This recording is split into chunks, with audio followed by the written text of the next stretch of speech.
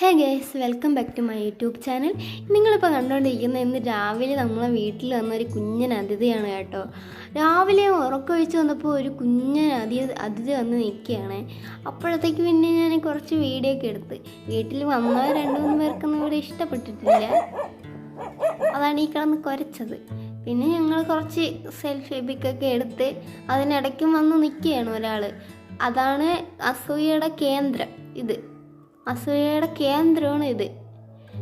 സംഭവം എന്ന് വെച്ചാൽ ഇവൻ മുകളിലത്തെ വീട്ടിലുള്ളതാണ്. ഞാൻ അതിലെ നടന്നു പോകുമ്പോഴേക്കും ഇവനെ കാണാറുണ്ട്.